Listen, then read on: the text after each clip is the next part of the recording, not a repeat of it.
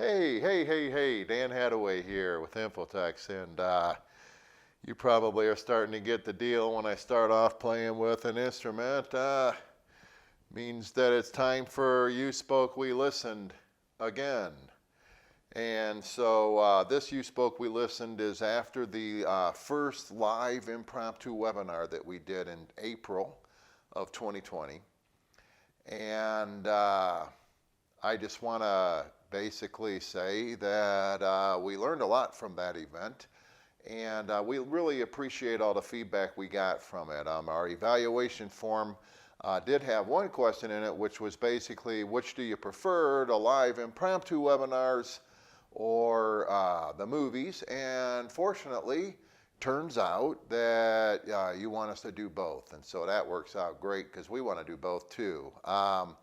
We will start allowing for more time for our live webinars. It turned out in the April live webinar that I spoke for, I think my 30 minutes that was allotted, but it took us 10 minutes to get things going because we're getting everybody in and get the people introduced and that sort of thing. And so we're going to allow 90 minutes for the live impromptu webinars from now on.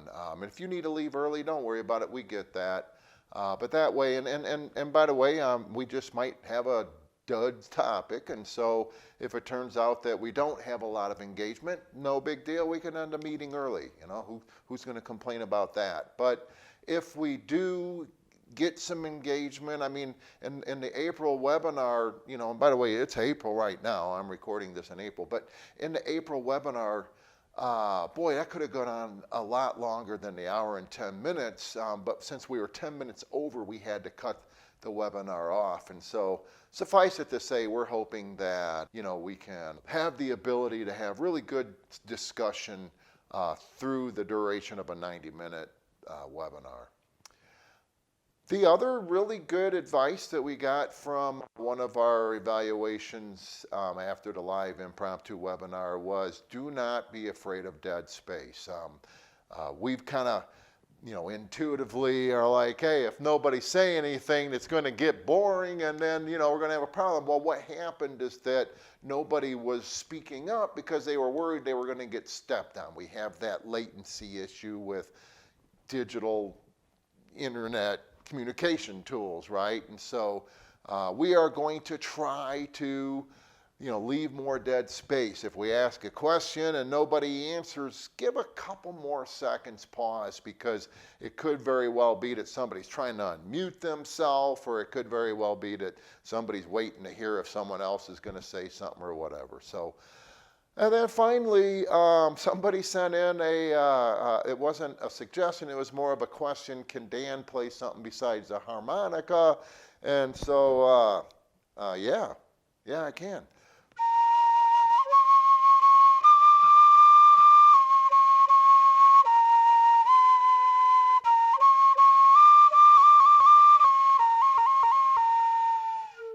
See you after the legal disclaimers.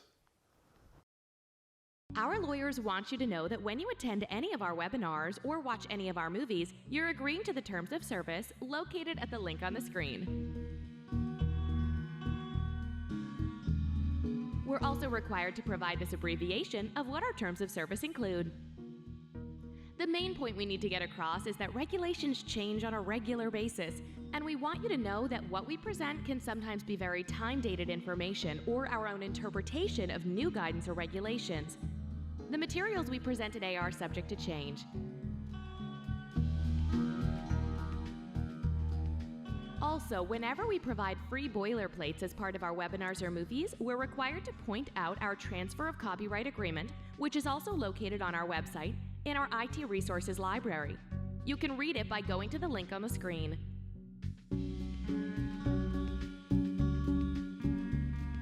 Please also note, by attending an Infotex webinar or by receiving any Infotex movie, you may be added to our mailing list.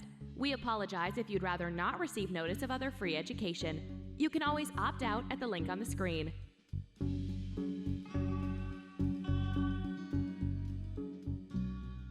And one last thing before we introduce our moderator, Michael Hartke. We'll be initiating a survey directly after the webinar, and we ask you to take a minute to fill it out. We would really appreciate it.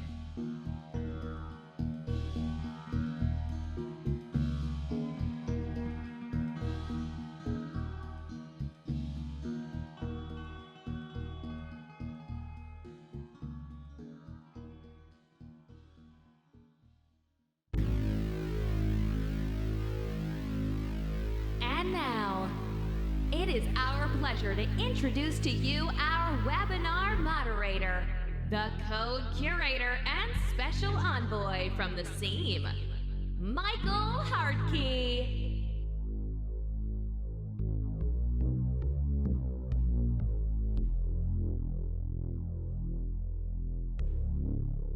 Hello everybody, my name is Michael Hartke. I'm the curator of code here at Infotex and your moderator.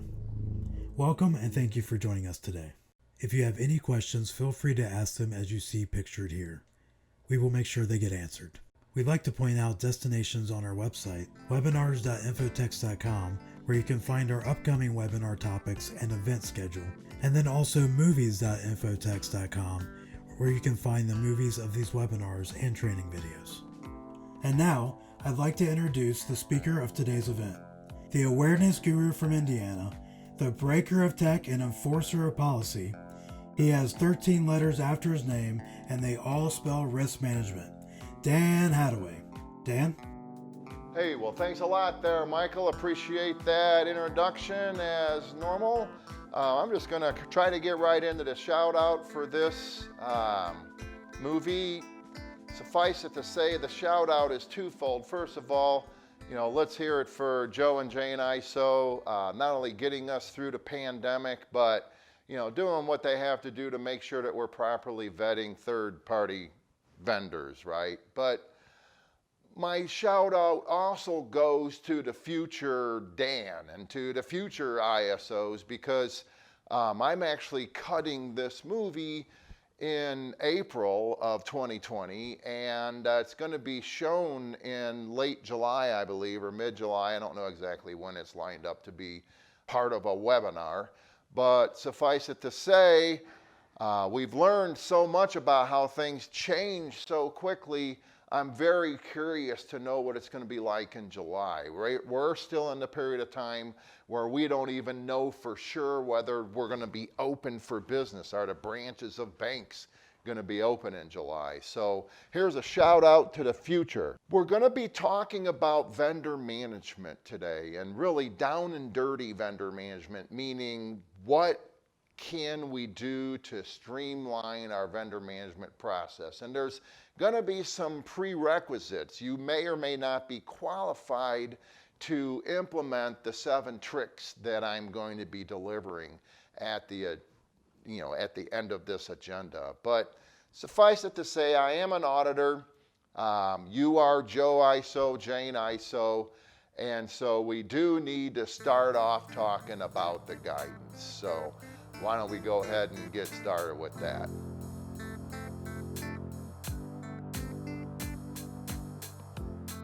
Okay, so guidance is guidance, right? And when it comes to vendor management guidance, oh my goodness, there's 56 different documents currently on ffic.gov that speak to vendor management, including the new BCM, the Business Continuity Management Guidance that was published in November 2019, which really gives us guidance on how to check the business continuity programs of our vendors. Appendix J actually was just rolled right into that guidance, and those of us who understand vendor management guidance know that Appendix J was actually part of business continuity, even though it was something we needed to handle in vendor management. But what I need you to know is the Bible, so to speak, that we use at Infotex is the OCC Bulletin 2013-29, I should say. And so the 2013, that means it was published in 2013. It was the most comprehensive of all of the 56 guidance. Says really it's a one-size-fits-all regulator, the OCC is, and so if you're an OCC bank, you can look at this bulletin as being the rules. If you're not an OCC bank, If you're an FDIC bank, at a Fed bank, or maybe an NCUA credit union, I would look at this as being what could be done on a risk basis. In other words, commensurate to the size and complexity of your institution. And so you can look at it really as an encyclopedia of guidance if you're not an OCC organization. But if you are a bank that's governed by the OCC, they're very proud of this guidance, and they're really making you enforce it to the letter of the guidance. But most of our down and dirty tricks that we're going to be talking about at the end of this webinar will still apply to the OCC guidance as much as it does any other guidance, assuming you have a good relationship with your auditors and your examiners. And so this slide here is just a picture of the normal vendor management program, and if you drill down into just a small bank kit, you see there's, 12 different documents, different spreadsheets, checklists, that sort of thing that would need to be completed as part of a vendor management process. And what we're really saying is if you look in there, you'll see, that right underneath that third, that 3 financial review template. But it's this guidance right here, this checklist right here, the down and dirty vendor management checklist, that actually would replace all of these other checklists if you have the right prerequisites in place. If you're qualified, so to speak, to be a down and dirty vendor management guru, then you'd be able to use this spreadsheet right here. And so that's how much it's actually simplifying the program. We're going from more than a dozen different documents down to just one spreadsheet. All right, and so, today we're going to rely on 3 different handouts. First of all, there's that OCC bulletin that I already talked about. Again, it's your encyclopedia. But then second of all, that down and dirty vendor due diligence checklist, as well as when we start talking about the tricks that you can implement, when we start talking about prerequisites, we're going to talk about as long as you drill into where the true risk is. And so one way you can do that is by really focusing in on your network support providers, those organizations, those third-party vendors who have the ability to change your network. They represent a special type of vendor risk, right? And by the way, we do have another movie out there on how to use that network support provider risk assessment that's located at my.infotex.com/network support provider. But then finally, one last link for you where you can get these documents is right here at this link right here. And hey, let's talk about the prerequisites.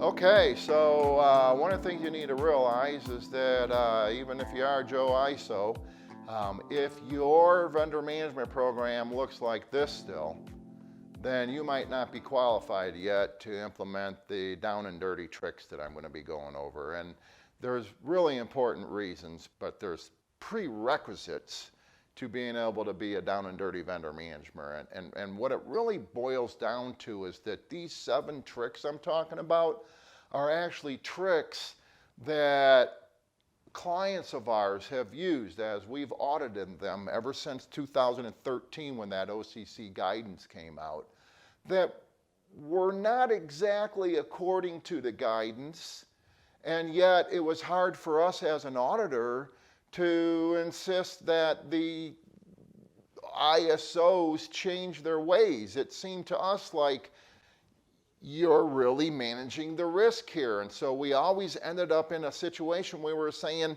well, how can we argue with that? And so we would register it as a finding. You're not exactly according to guidance, but we would definitely risk rank the the finding pretty low, and therefore it wouldn't show up in any audit reports. Our clients were able to continue with those practices. Seems to me that their examiners agreed, or their examiners decided not to say anything either, because they're still using those practices today, and the practices have substantially streamlined their process. And so we actually codified it in a spreadsheet, that down and dirty vendor management spreadsheet, but suffice it to say, if you're complying with the spirit of the guidance, you're qualified to be a down and dirty vendor manager. And so what do we mean by the spirit of the guidance? Well, what we mean by that is that if you're managing true risk at the expense of compliance risk, well, how can we argue that? And so, put another way, if compliance would mean that you're not managing the risk as well as the program you've developed manages the risk, how can we argue about the program that you've developed? For those banks that have, implemented these tricks and their auditors are giving them a pass on the tricks, the primary reason is because the auditors feel comfortable that it's not going to come back to haunt them, that they're not somehow going to get in trouble as an auditor because they gave a pass to an ISO who was measuring true risk. So that's kind of the guiding principle, right?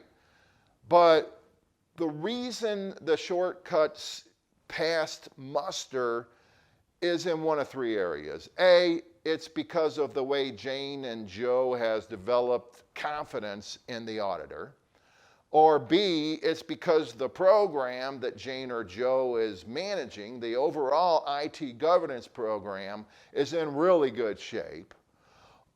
Or it's because the organization is in an amazing position. And in each of those bullet points, I think I said the word or as the conjunction, but it really should be and. In other words, you can have the world's greatest ISO, but if that ISO is working in a bank that does not allow for transparency, then we're not going to give you a pass on these tricks.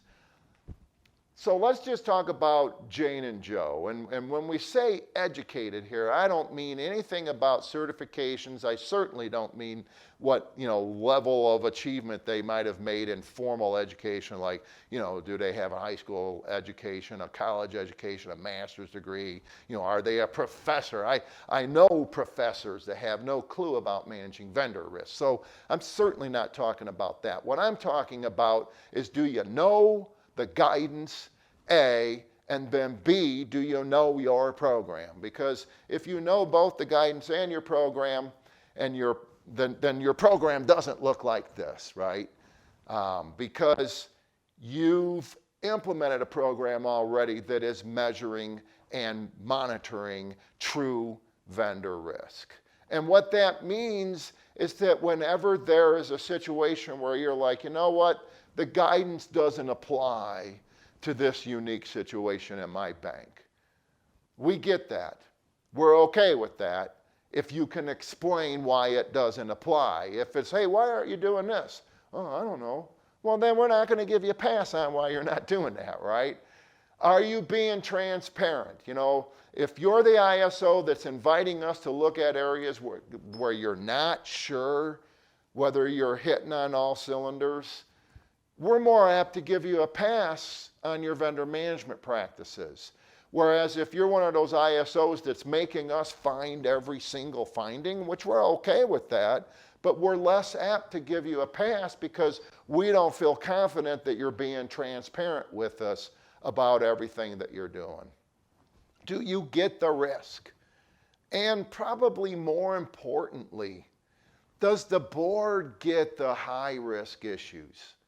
Because if so, how can we make you change the system? Ultimately, the way to measure any kind of risk management system is by how well the owners of the organization understand the risk that management is exposing them to.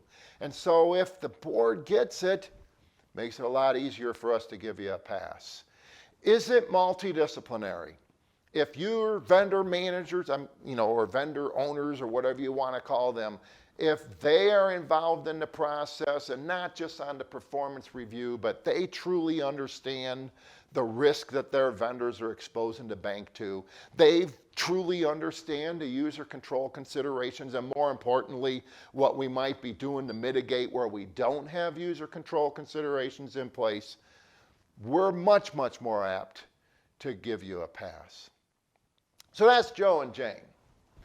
Another reason, or another and, but if you've got Joe and Jane in place and your overall IT governance program is in good shape. And what I mean by that, for those of you who need a number, but if you're at a 1 or a 2 by your examiners, or, in our parlance, if you're representing, a satisfactory or excellent level of compliance, then we'll probably give you a pass.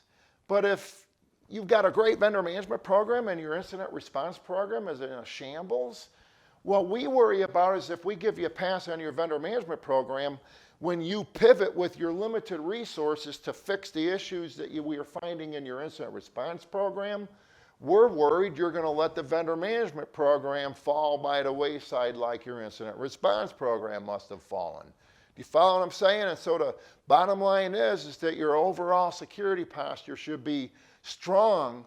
We're not going to want to give you a pass. Are you justifying the not applicables, right? So, this is kind of where that network support provider checklist comes into place, because that's really exudes that you're focusing in where there's true risk. You would never be able to put your core through a checklist like that, because your core ain't going to spend the time working with you on it. But also, you don't really need to, because they have SOC 2s and they have other kinds of audit devices that they can use to demonstrate to you what we call assurance, right?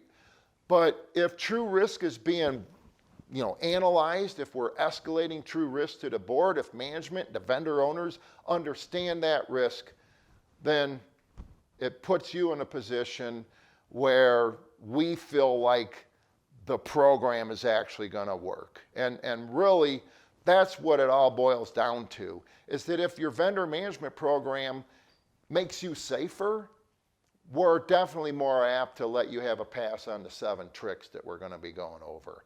If your vendor management program, maybe it doesn't, make you less safe, but if it doesn't do anything about the issues that make you less safe, then we're not going to give you a pass. So the final reason then is your organization.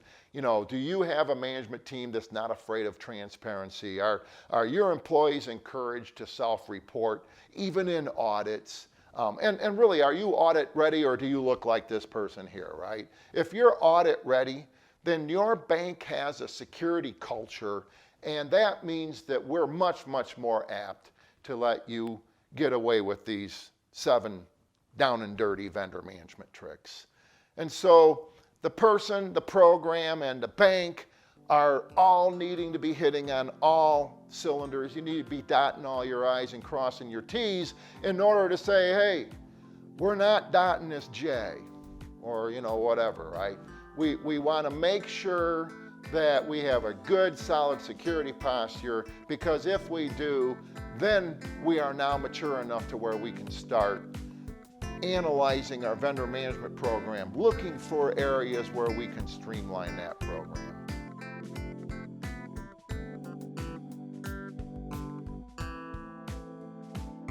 So, now we've talked about the guidance, the way you're supposed to do it, right? And then we've talked about, are you qualified to not follow that guidance? And assuming you are, let's kind of talk about the 7 tricks. And by the way, if you decide, I'm not qualified, you could still think about these trips as you start learning and developing your vendor management program and getting it up to speed, knowing that, hey, somewhere down the road, we'll be able to leverage inherent risk to establish the not applicables. We'll be able to Bi-Annualize the TSP examination program vendors, or maybe we ought to outsource the process. And by the way, I do know a lot of banks that outsource the process, rather than trying to take their vendor management program to the next level.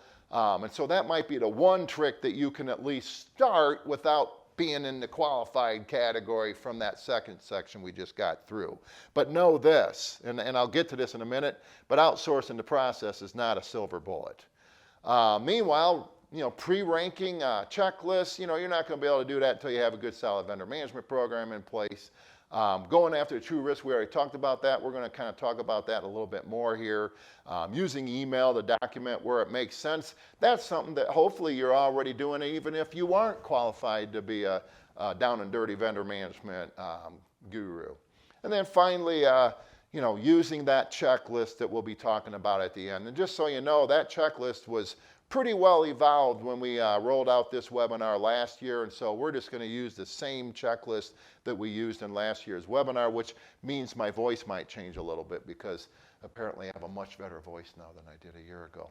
No, just kidding. But let's go ahead and get started on the first down and dirty vendor management trick, which is being very, very thorough in your inherent risk analysis and making sure that it exudes that you looked at every vendor, that you left no rock unturned.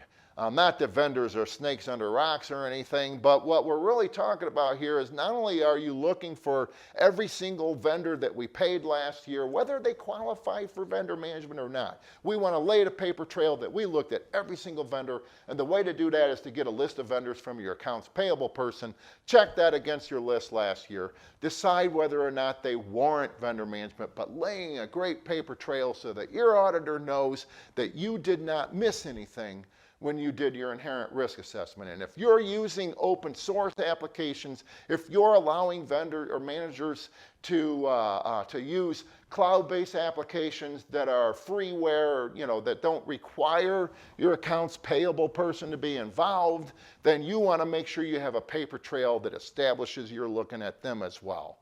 And then you want to do a great job of analysis and presentation that shows that you sorted them into the categories that your vendor management program calls for you to sort them into. If you don't know what I'm talking about when I say that, then you're not ready to implement the down and dirty tricks yet anyway. Are we expressing inherent risk at the primary level? In other words, we're basically saying without regard to controls here, not the inherent risk of this vendor is lower because they're in the TSP examination program. No. Being in the TSP examination program is a control that lowers your residual risk. It doesn't affect your inherent risk.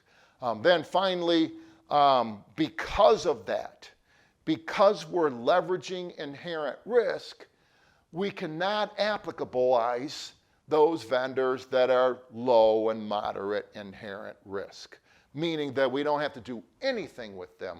We're going to focus where the high and critical risk is, or that level 2 and level 3, because we don't have to worry about the low and moderate risk. Now, if you're in an argument with your auditor as to whether a vendor should be level 3 or level 2, then you blew it, because your auditor isn't feeling comfortable that you're looking at everything that you should look at. So just keep that in mind when you're doing a great job of analysis and presentation. Once we've got a good, solid inherent risk assessment in place, then we can start bi-annualizing TSP exam program vendors. And so if you don't know what I mean by TSP exam program vendors, it might mean that you're not qualified. But the reason why I'm using the word might and underlining the word might there is because it could be you know what I'm talking about, you just don't know what it's called. And so there's a technology service provider examination program that the Federal Financial Institution Examination Council, or who we finally refer to as the FFIEC, they go in and actually camp out at a lot of your vendors' corporate offices. They follow the data where the data goes. They go visit sub-service providers. They look at all the vendors' reports of audits, not only internally, but they're requiring third-party audits, and they require the vendor to actually act like they're a bank from an information security perspective. While most TSP examination programs are already considered to be first tier. Now, Infotech's, a lot of our clients consider us to be second tier because we don't host information, but many of our clients consider us to be first tier because even though we don't host information, our network, is connected to their network on a persistent connection, and therefore a breach of Infotech's could cause a breach of the bank's network, and therefore we're treated as tier 1. But the point is that we're in the TSP examination program in year 1, and we have to follow up all year long, and again in year 2, maybe it's year 3 that we get their new SOC and we start looking for issues again, unless we see problems in the TSP ROE. That's our backstop. That's our mitigating control. When our auditor says, well, hey, wait a minute, what if, 2 years is a long time, what if something bad happens? Well, we're watching that TSP ROE as well, right? And we also maybe have a Google alert on the vendor so that we can also be privy to any kind of press on any issues that we're addressing with our TSP exam program vendors, right? And we want to monitor the changes, and we can make a case to our auditors that, look, these are usually very large vendors and they're not, coddling us like they should. They're our core. We can't trust them. We get it that we should be analyzing their security posture, but we analyzed it last year. Maybe we do take a look at the SOC 2 in year 2 to make sure there aren't any findings. But in terms of are they testing all the controls we would expect them to test, we want to hunt down on that and follow that where the true risk is. And if we have to do that every year, it takes away our ability to follow up on what we're truly finding that truly bothers us. That is how you sell trick number 2 to your auditors and your examiners. But then, once you've made that initial sales pitch, you need to be ready to explain the risks with this vendor and what you're willing to do about them. You need to be ready to show the paper trail of you following up on what you found in that first year. And you need to be ready to say, all right, well, I understand what you're saying for this particular vendor. We'll go back to being annual. Does that make sense? And then finally, you do want to make sure your program description gives weight to the TSP ROE. It's really hard for an FFIEC examiner to say the TSP ROE isn't all it's all cracked up to be if your program description defines it, explains what it is, calls for, and leverages it as a mitigating control. And again, we need to be ready to show where we really zoomed in, where the true risk is. And we're auditing a lot of banks that are trying to kick their network support providers, that local IT company, into the tier 2 category because they know they don't have any assurance. Well, that's not a good reason. The lack of assurance is not a control, right? And we want to look at inherent risk at the primary level. And so if they have the ability to change our network, they're tier 1. I'm sorry, but they are.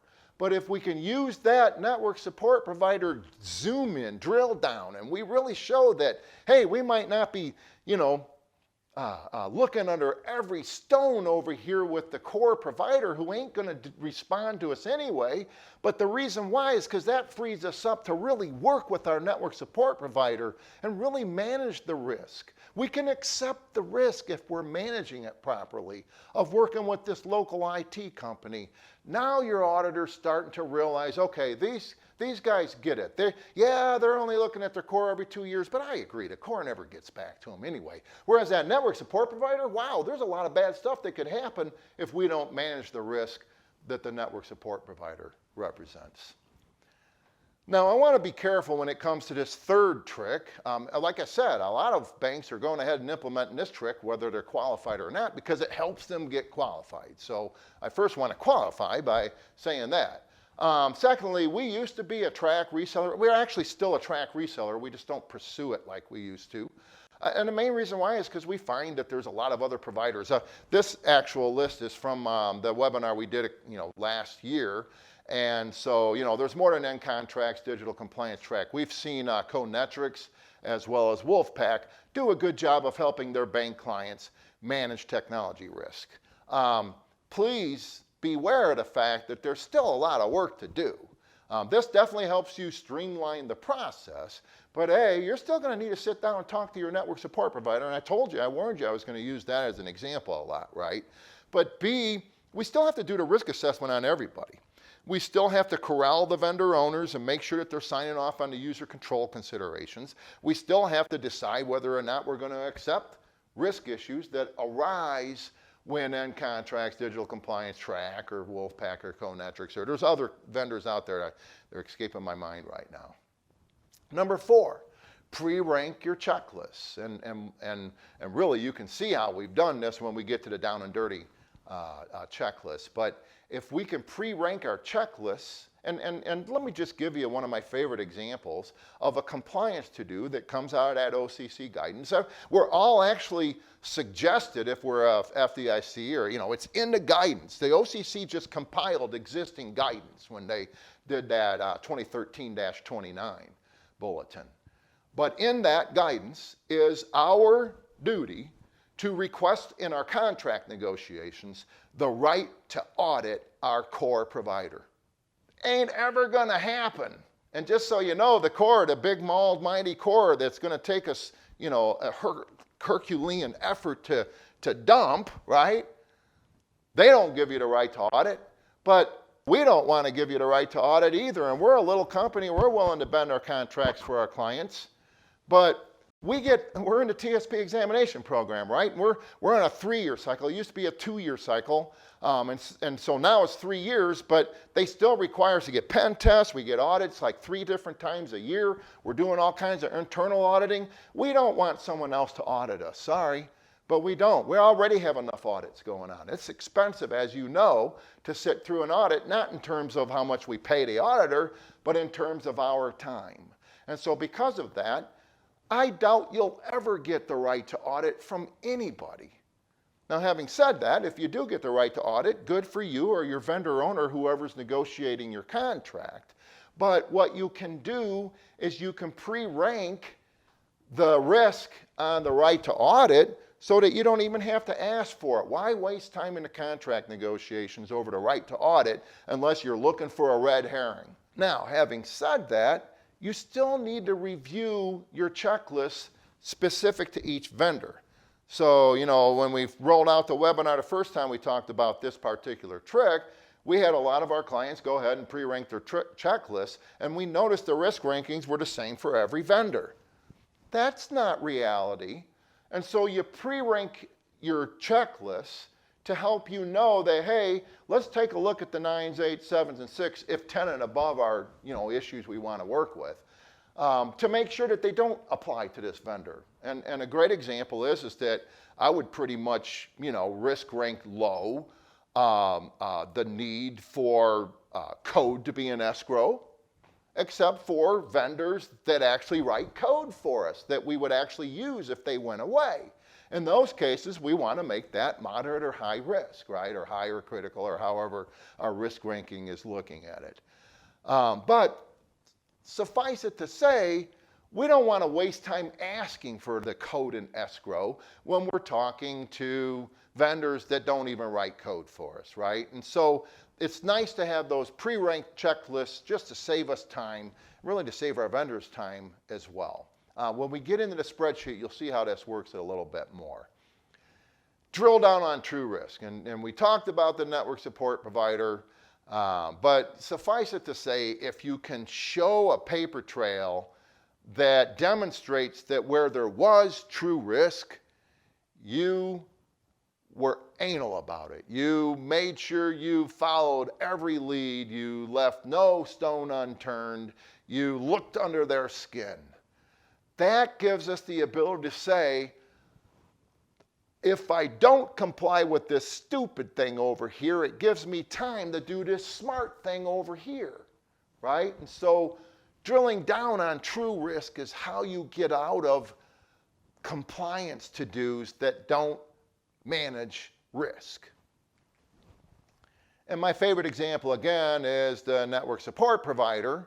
And, we do have a movie out there actually on how to drill down on the network support provider. And so let me remind you in case you missed this earlier in the movie, but the network support provider is any third-party vendor that's given permission to change your network. Most smaller community-based banks are working with 1, 2, maybe 3 different network support providers that manage their network for various reasons, help desk reasons, the upgrading of the network, vulnerability management, etc. When they're given the ability to change your network, they're given the keys to the kingdom. and they're a T1, a tier 1 vendor because of that. And therefore, we really do need to drill down on network support providers. And if we can show a paper trail that demonstrates what we've done there, it puts us in a much better position. I've run into audit clients where they kind of learn one little trick, and that is, if I send my CFO a form to fill out whenever he reviews insurance or whenever he reviews financial statements, because this is Infotext here, right? We've got the forms, you can have them fill out, right? Some of our information security officers have learned that if instead of having them fill out a form, if they just ask the same 8 questions that are in the form in paragraph format, what happens is their CFO turns those 8 questions into 8 bullet points and answers them in an email back to us, which we can then file and use as the basis of us filling out the form, which we usually have to look at anyway because we're risk ranking it. Okay? Same with performance quality reviews. We can send an email message to our vendor owner saying, hey, how's so-and-so doing? Or we can give them a form to fill out.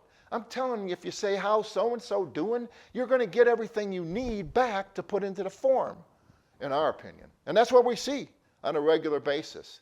And so using email a document is something that we feel is a good down and dirty trick.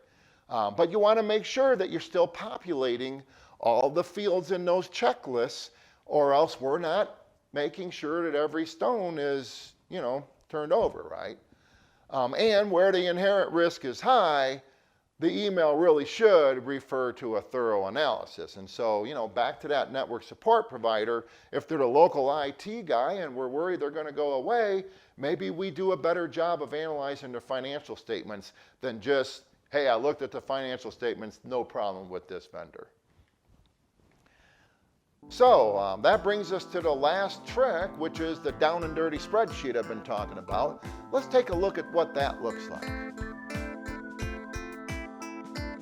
But we gave you, and I hope everybody can see this, we gave you 4 handouts with the webinar. The 2 PDFs are just for your resource library.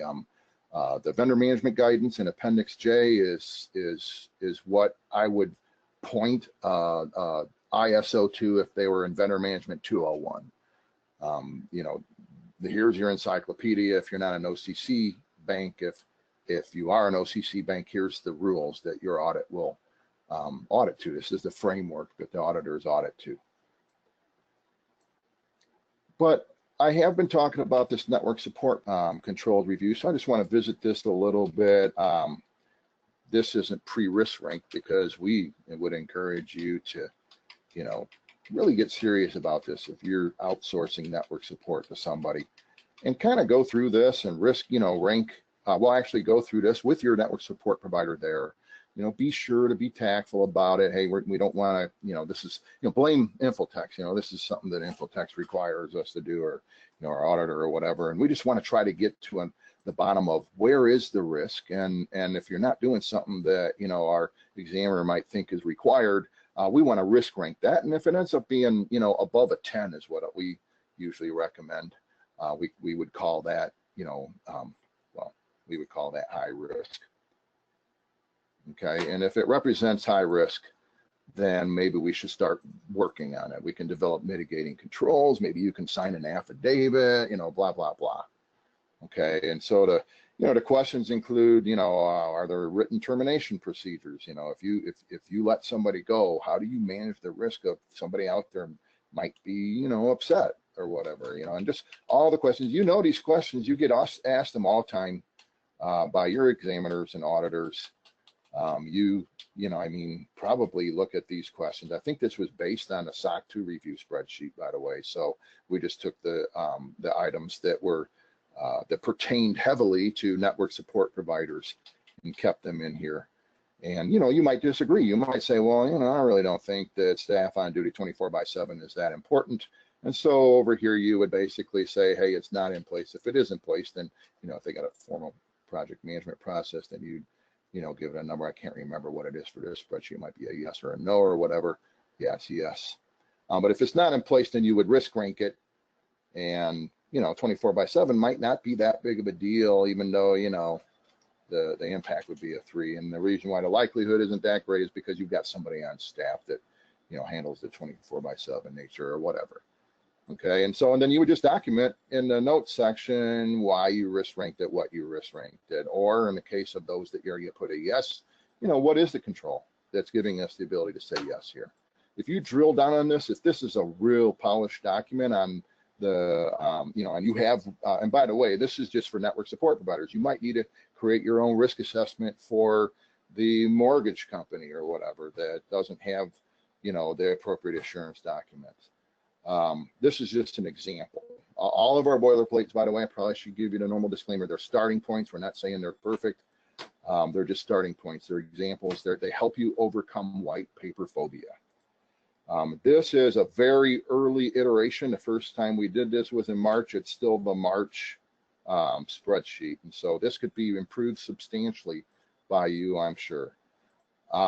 This is the down and dirty checklist. We've included in here a pre-risk ranked contract review checklist.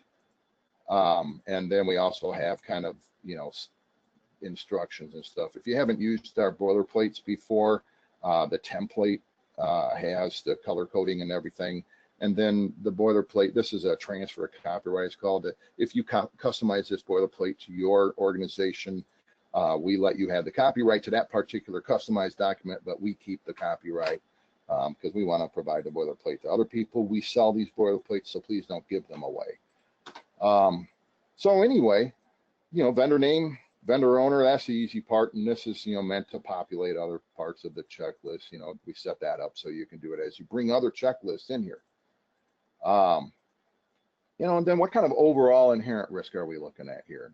Critical, some, by the way, we still have some banks still say they're critical risk, they're GLBA risk, that are not covered. That's kind of the simplest risk ranking we've seen. We've got other banks where there's a 5-tiered system, and then they include, not governed as a 6-term or tier for their, examiners and their, other, people that they don't have to get due diligence information on, or at least that's what their thought is.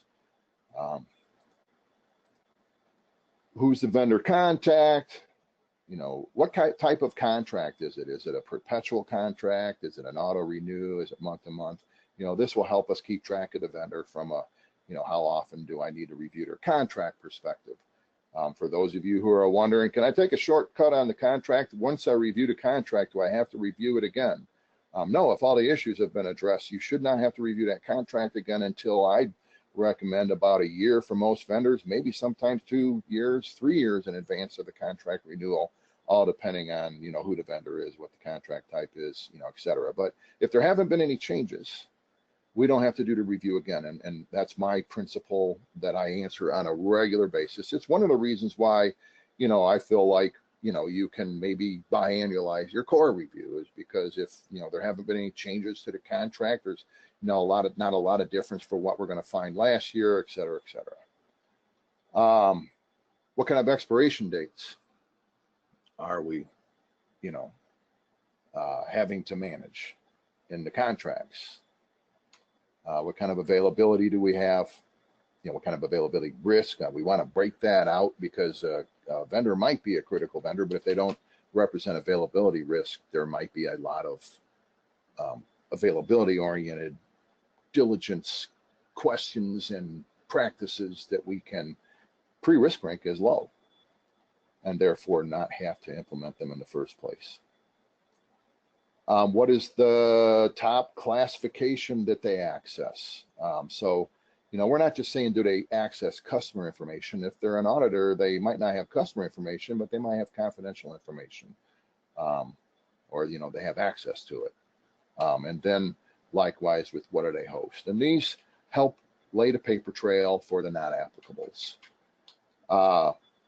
Then, by the way, I just want you to know this over here is just kind of an example of this over here. And so I want to really work towards the example, because what I'm trying to say here is that, from a category perspective, if the inherent risk availability wise is low, you might be able to make a case that insurance really represents low risk from a risk mitigation perspective, at least. And therefore, we can make it not applicable. If there's not a lot of risk in the contract and we've already reviewed the contract 3 years ago and it turns out that they have really good non-disclosures, we checked again and made sure that that's in there. Maybe going all, 9 yards is, or, all 10 yards, I should say, is not applicable in this case. But if they do have access to information or they do host, customer information or whatever, maybe assurance risk is high. And therefore we want to track when we request do we have a paper trail on it? When did we review it? What is the residual risk from an assurance perspective? If quality of service, and by the way, we've got some, if the service affects our customer, inherent risk would normally be high is what we're saying here. And so this particular, vendor, hey, they don't directly affect our customer, but if they screw up, it could have a ripple impact on our customer. So it's moderate risk, but we're not really going to worry too much about the quality of service. So you can see how I'm setting up each of the categories of what we look for when we look at vendor management. And I'm trying to leverage inherent risk to justify non-applicables. Then this is where I'd say, hey, so if we got it here anyway, we might as well get an overall risk ranking for the vendor. I've always maintained that this is something you can get for on the inherent risk. I kind of frown on residual risk rankings just because I feel like we should be managing residual risk issue-centric, not vendor-centric. But I can see, if the residual risk on a vendor ends up being high, then maybe, we don't want to work with that vendor, or maybe we need to start prioritizing that vendor high, or maybe that's the one tier 1 TSP ROE, vendor that we have to do annually because the residual risk still isn't low. And, I can see you making a case on, core providers if the residual risk was already low by annualizing them. If it's moderate or high, maybe your auditor is going to push harder for you to annualize those reviews. So anyway, I hope this is kind of helping you. This is kind of a self-explanatory thing too. It's definitely a first iteration. We started our primary controls checklist. In other words, here's what we ask when we come into audit. Did the vendor review the user entered controls? Has the technical person reviewed the assurance documents? Who's reviewing your insurance coverage and providing, residual risk rankings for that? Not at providing residual risk rankings. We don't ask that in audit question. We usually, just want to know who's doing it and what's their method to their madness. And then where is the paper trail located? And then finally, let's kind of go into this contract checklist real quick here, where you can see that, we've entered stuff, some stuff just simply doesn't have any applicability. Really, this should have a 1 over here since it's not applicable. I know we won't remember to change the boilerplate on that unless Matt or Adam or Brian is in the audience. Hint, hint. But anyway, back to this, okay? So, how many times have we audited somebody where they can't find the executed contract? So that would, in our opinion, represent, at least, we don't want that to happen in our audit. So we risk rank that high. What I really should do is just kind of walk through then where we've pre-risk ranked contract items lower, just so that, you kind of get a feel for what we're talking about here. And so data destruction, does a contract specify the proper disposal of information? Well, this is a good example of one that all depends on the vendor, in my opinion. If they're collecting customer information and they don't have a good data destruction program, well, boy, to me, the likelihood of that causing a problem is maybe a 7 or a 6. I'm a little more paranoid than most. But, the bottom line is that I'm going to re-risk rank that after I'm done with the after I've got my contract checklist pre-risk ranked. So you see how the generic numbers might not always apply. Does it require an affidavit? Maybe for our cloud provider, we want to fight for that. But for our accounting firm, boy, do we really need to fight for that? So for the accounting firm, it might be a 4. If it's a cloud provider, it might end up saying, well, you know what? I've been through that before. I lost data because of such and such. I'm making that an 8, darn it. It's up to you. You're the decider. You're the information security officer. In our case, generically, we have decided that it was lower likelihood than that. Do you see how you need to go through and risk rank these after you've created your generic checklist. And by the way, I hope you go through this and make this your own. But after you've made it your own and it's your generic checklist, you're still going to need to go through it and re-risk things, all depending on. But when we get down here to these down here, does it establish the institute's right to audit? Likelihood of that causing a problem is low. I feel like maybe I'm mixing, likelihood and it's not mitigatable here. And examiner, if you're watching, we can talk about that.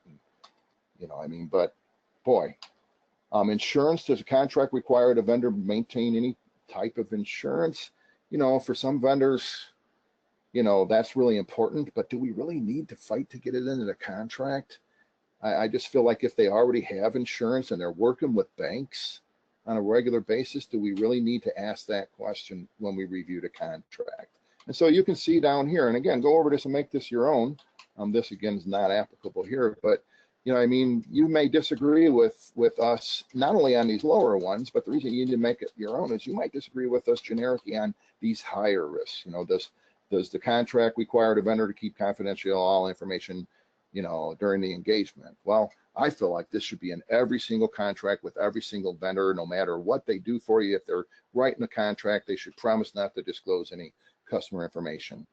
But if the contract is with the people installing your clock and they're like, here, sign here so we can finish installing the clock, and I know that's a radical, to me, they're not getting any information, right? And so that, took that from a 13 all the way down to a 2, or you can just say it's not applicable. So I hope this helps you understand, ways that you can lay a paper trail for those not applicables.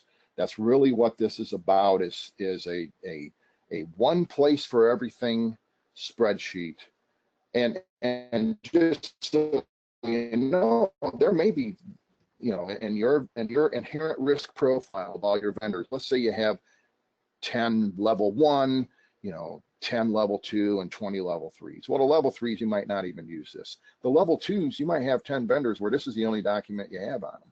Or you might have 8 vendors where this is the only document you have on them. But because that 9th and 10th vendor represented high residual risk somewhere over here, you've drilled down. That's what the auditors want to see. They want to see you take an approach based on risk. So I hope this helps you know, ways that you might be able to simplify your system. I realize that many of you are probably thinking, well, maybe I better get my system up to, audit readiness first. So there you go. That's the 7 tricks for down and dirty vendor management. I hope you enjoyed this webinar. And let us know if there's any ways we can improve this. After our last webinar, we did get a few more tricks from some of our clients. We definitely would like to hear from you on ways that you've streamlined your vendor management process. And never forget, awareness is 9/11 of the battle.